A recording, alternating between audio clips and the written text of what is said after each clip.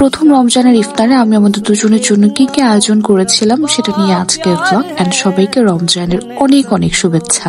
আসসালামু আলাইকুম সবাইকে, আই হোপ সবাই অনেক অনেক ভালো আছো। 4টা বাজতে আর 10 মিনিট বাকি আছে, ভাবলাম আমি আমার কাজগুলো স্টার্ট করে দিই। আর এখানে আমি টুকটাক কিছু ইফতার নিয়ে এসেছি আমার যিনি হেল্পিং হ্যান্ড আছেন তার জন্য। আমি সবসময় ট্রাই করি ইফতারে বাসায় সবকিছু মেক করার জন্য। আমি কিন্তু বাইরে থেকে না খুব কমই জিনিস কিনে নিয়ে আসি, বাট এবার আমরা চিন্তা করলাম অয়েলি ফুড গুলো একটু কম খাবো, একটু হেলদি খাবার খাবো। বাট আজকে যেহেতু রমজানের প্রথম ইফতার, একটু না হয় অয়েলি ফুড খেলাম। আর এখানে আমি ফ্রিজ থেকে সবকিছু নামিয়ে রেখেছি। ইফতার করার পরে না এত বেশি টায়ার্ড লাগে, খালি ঘুম আসতে চায়। বাট তাও ভাবলাম যে না, আজকে ব্লগটা আজকে আপলোড দিয়ে দিই, কারণ আমার ফোনে আসলে অত বেশি স্পেস নাই, আমাকে অনেক কিছু ডিলিট করতে হবে, তাই আমি কোনো কিছু খুব একটা রাখতে পারতেছি না। আজকের ইফতারে একদম বেসিক যেগুলো হয় আর কি, ছোলা, তারপরে পেঁয়াজু, বেগুনি, এগুলাই রাখবো। আর এখানে যে পেঁয়াজুর ডালটা আছে ওটা কিন্তু আম্মু পাঠিয়েছে ব্লেন্ড করে। আমি জাস্ট এখানে একটু পেঁয়াজ আর কাঁচামরিচ বিভিন্ন মশলা অ্যাড করেছি। আর এখানে আমি বেসনের একটা মিশ্রণ তৈরি করে নিচ্ছি। এটা হচ্ছে ডিম চপ করবো, আর একটু বেসন দিয়ে হচ্ছে আমি বেগুনি বানাবো। তোমরা কি কয়টা থেকে ইফতার বানানোর কাজটা স্টার্ট করো বলো তো?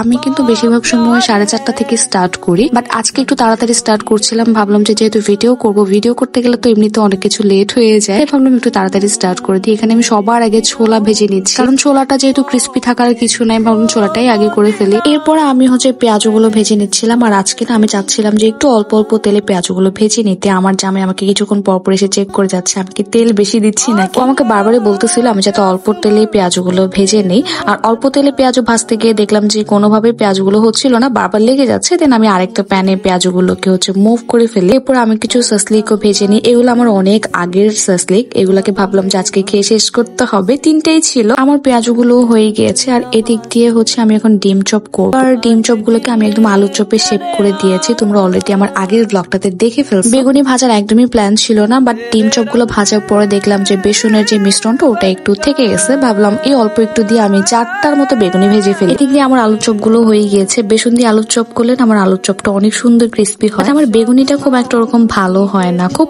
কমই ফোলে। আমি কিন্তু সোডা ইউজ করি, বাট তাও কিন্তু খুব একটা ফুলতে চায় না। আমি কিন্তু এখানে অনেক তেল কম ইউজ করেছি। আমার জামাই বললাম না, আমাকে চিল্লাচিল্লি শুরু করে দিয়েছে আমি যাতে তেলটা বেশি ইউজ না করি। বলতেছিল এবার অয়েলি ফুড গুলো খুব অ্যাভয়েড করার জন্য, বাট আমি মানে একটু ভাজা পোড়া পছন্দ করি বেশি, তাই আমি আসলে কন্ট্রোল করতে পারি না নিজেকে এইসব দিক থেকে। এখন আমি বানাবো হচ্ছে ম্যাঙ্গো লাসি। আমি যখন আমের সিজন থাকে, আমি না এরকম করে পাকা আমগুলোকে কেটে কেটে বক্সে রেখে দিয়ে যখন রোজার সময় আসে আমি আমের জুস করে করে খাই, একদম সব রোজার মধ্যে। আমিও করি, আমার আম্মুও কিন্তু এভাবে বক্সে করে করে আমের সিজনে আমগুলো রেখে দেয় কেটে কেটে। এই আমের বক্স গুলোর জন্য কিন্তু আমার ফ্রিজের হচ্ছে অর্ধেকটা জায়গা অনেক বেশি খেয়ে ফেলে, কারণ আমের বক্স গুলো অনেক বড় বড়। আর এখানে আমি বানাবো হচ্ছে তোমার দই চিড়া। আমি প্রথমবার বানাচ্ছি, এটাও কোনো প্ল্যান ছিল না বানানোর। তাই আমি হঠাৎ করে হচ্ছে বলতেছিল যে দই চিড়া খাবে। আমি আজকে প্রথমবার দই চিড়া বানিয়েছি, বাট আমার কাছে আজকে খুব একটা ভালো লাগেনি দই চিড়াটা। নেক্সট টাইম আমি আরো মজা করে বানাবো। আর তানভীর বলছে ওর কাছে নাকি মজা লাগছে, কিন্তু আমার কাছে খুব একটা মজা লাগেনি, ট্রাস্ট মি। বাট ম্যাঙ্গো লস্যিটা কিন্তু অনেক মজা হয়েছে। আমার হাতে যে কোনো ড্রিঙ্কস খুব ভালো হয়, এটা আমি কনফিডেন্টলি বলতে পারবো। সো এই ছিল আমাদের দুজনের জন্য অল্প কিছু ইফতার আয়োজন। আমার প্রত্যেকটা বাড়ি ইফতার বানাতে বানাতে আজান দিয়ে দেয়, কখনো আমি আজানের আগে কাজটা কমপ্লিট করতে পারি না। সবকিছু খাওয়া দাওয়া করার পর এখানে আমার জামাই হচ্ছে মুড়ি মাখা বানাচ্ছে। ও খুব ভালো মুড়ি মাখাতে পারে আর খুব মজাও হয়।